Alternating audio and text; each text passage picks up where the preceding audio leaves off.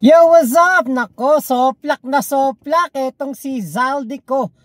Dito po sa pahayag ng ating DBM Secretary Amina Pangandaman. Nako, medyo wrong move yung ginawa ni Zaldico na yun. Gano'n yung sinabi na lang niya yung totoo at inamin niya na lang ang kanyang pangungurakot kaysa yung ganyan na maninisi siya at magtuturo. Diba? Nako, dinawit si PBBM at si Martin Romualdez sa korupsyon. Kaya lang po, napakalaki po ng butas. Mamaya may paliwanag ako dyan. Ito po muna yung video ni Secretary Amina Pangandaman. Magandang hapon po sa ating lahat.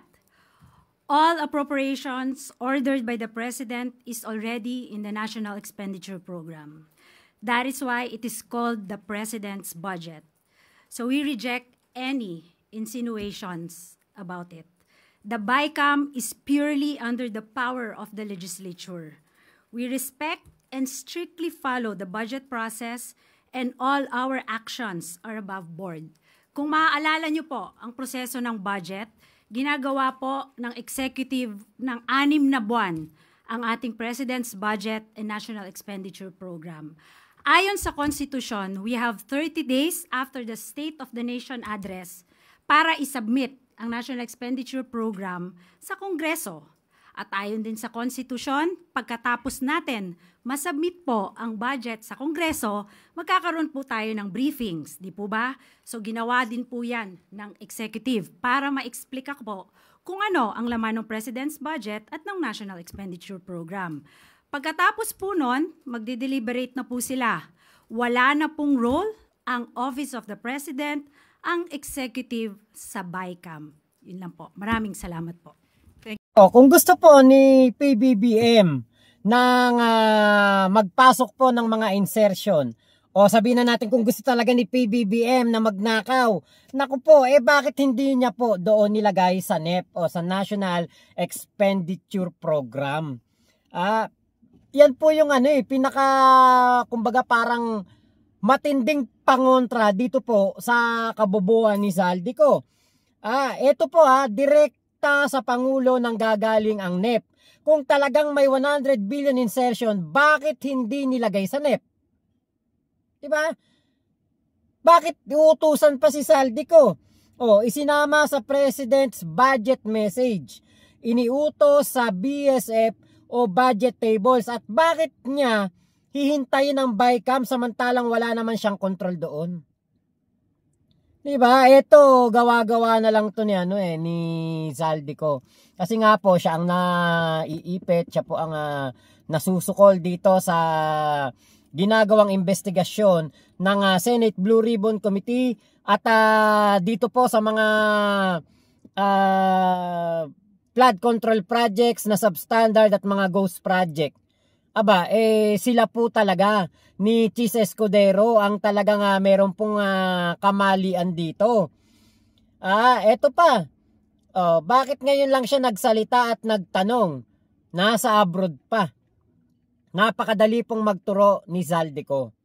Bakit? Kasi sukol na. At gagayahin niyan etong si Harry Roque na magtatago at hindi na po uuwi. Bastante na si Zaldico Napakarami ng pera niyan. Napakarami ng nakurakot niyan. Kaya, ito ang ginawa ni Zaldico na ito na yung the point of no return na. Bakit? Idinawit niya si PBBM. Kasi yun ang pinaka magandang palusot niya. Diba? Doon sa mga post niya sa FB, pinakita niya yung mga proyekto na insertion daw ni PBBM. Doon sa kanyang video, sinabi niya, si PBBM daw ay nag-utos na mag-insert ng 100 billion na proyekto. Pero, ang mali nga doon ay kung binulsa ni BBM yung 100 billion pesos. Diba? Hindi naman binulsa proyekto para po sa taong bayan ang ginawa ni PBBM. Natural lang yun. Presidente yun Alangan namang hindi siya maglaan ng budget para sa proyekto ng bayan. At yan po'y nandyan sa NEP na. Eto po timeline niya mismo ang nagpapahina dito kaya Kulaong. Ito ang makabagong Kulaong. Saldico Laong. Umalis po siya July 19 dahil sa medical check-up. Hanggang ngayon po nasa abroad ng ilang buwan. Nagsalita lang pagkatapos maimbestigahan sa bilyon-bilyong anomalya, mabulgar sa flood control issues at habang may paparating na kaso at lifestyle check. Kung magsasalita ka lang pag nadawit ka, hindi ka whistleblower, kundi ikaw ay self-preservation ang ginagawa mo. Pinoprotektahan mo yung sarili mo para magmukha kang malinis at magmukhang marumi yung iba. Abay, pusit din pala to.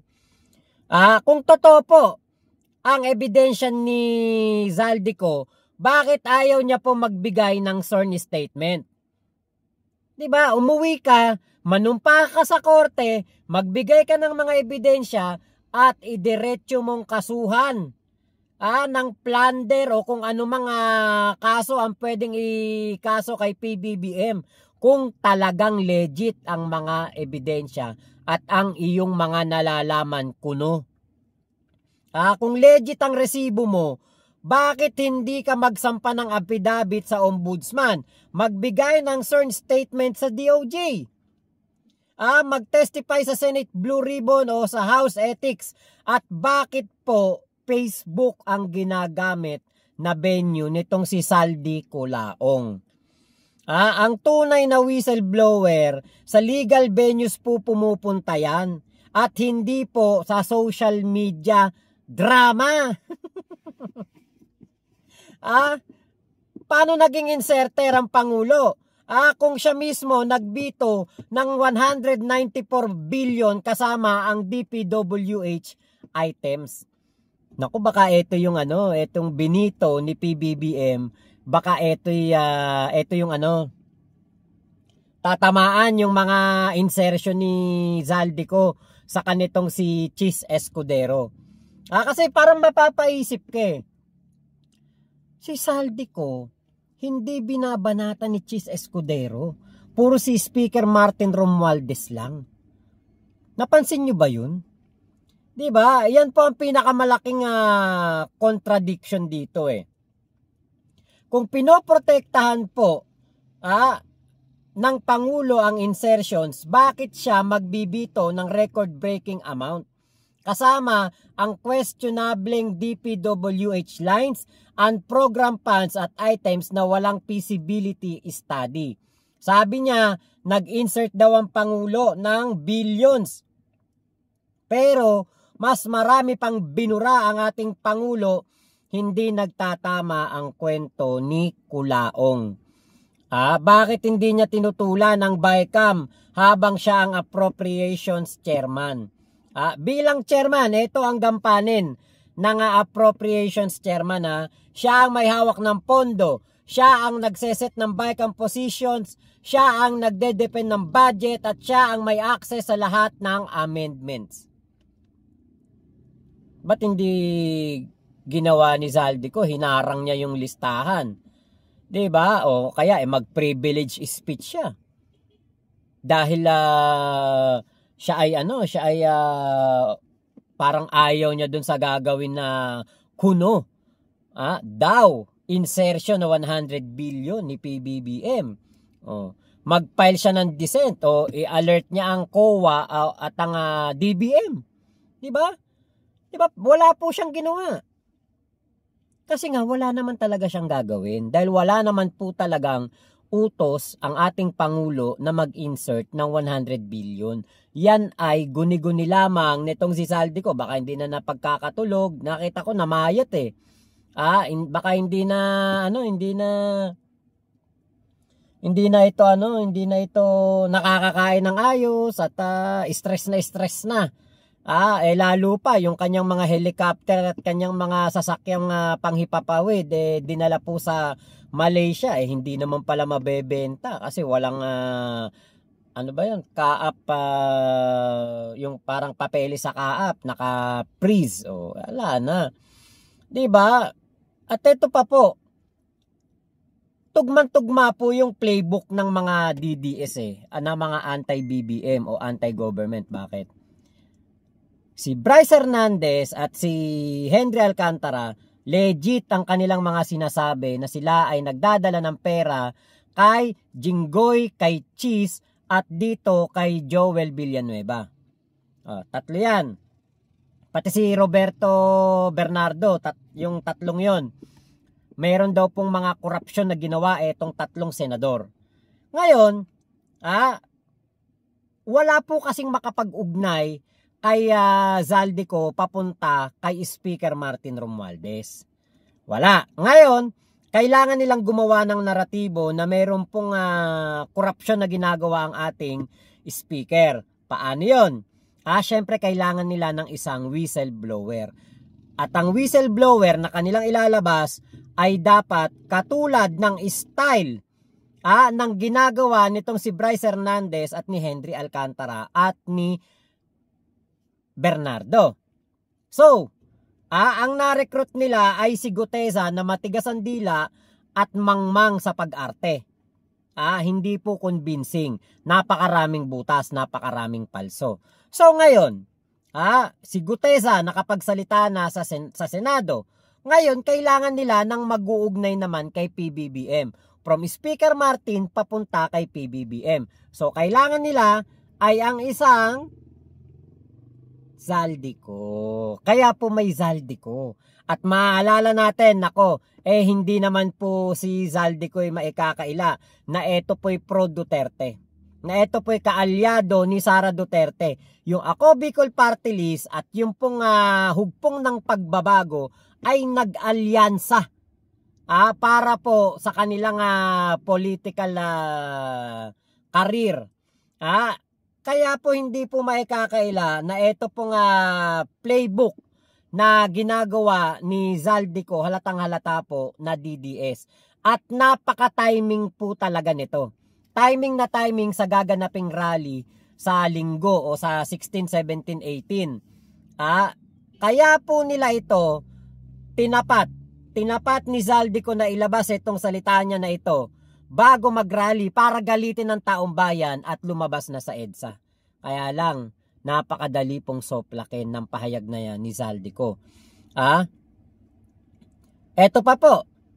Saan nang gagaling ang threats mula po sa presidenteng hindi naman siya naka-private meeting? Ang Pangulo po walang record na nakausap siya. Walang tawag, text o memo. Walang direct instruction sa kanya. Convenient ang threat narrative. Lalo na kung target mo ay asylum habang nasa abroad. So eto pong si Zaldico ay tingin ko mag-a-apply ng asylum. Lahat po ng inaakusahan niya ay nag-denying harapang magsalita. Siya lang ang ayaw humarap. Di ba po? Nag-deny na po ang lahat Siya lang naman po ang hindi nagde-deny at ang ginawa, nagtuturo.